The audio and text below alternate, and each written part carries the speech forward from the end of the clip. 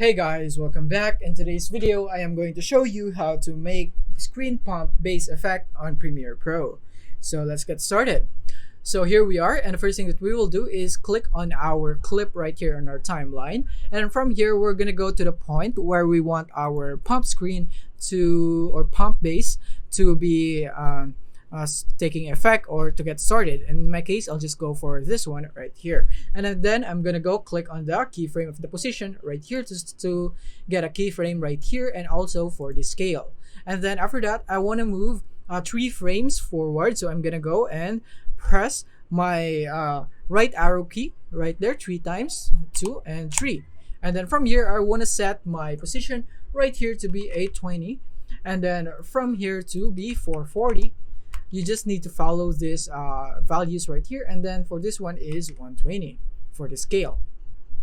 And now I have these keyframes right here, and to see it better, I can click on my effect controls right here on my keyframes and then hit on plus sign so that we can see the keyframes better. And then from here, we're gonna go ahead with 3 frames again. So press the right key, right arrow key 3 times, 1, 2, 3. And then from here, we're gonna click on the reset parameter. So we're gonna go and do that for the position and scale. And now we have it. Now we can play this back, and we would have this nice pump effect right there. So we can see it right here. And if you want to make it a double pump effect, then this is what you can do.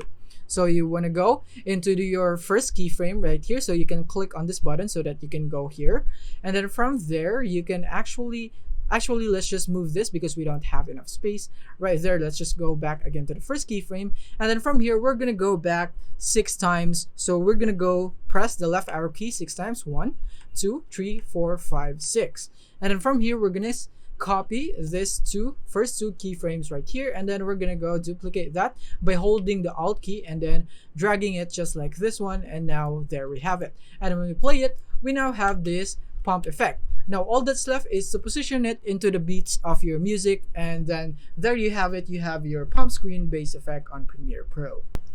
If you found this video helpful, simply leave a like below or subscribe because it helps me reach more people. See you soon.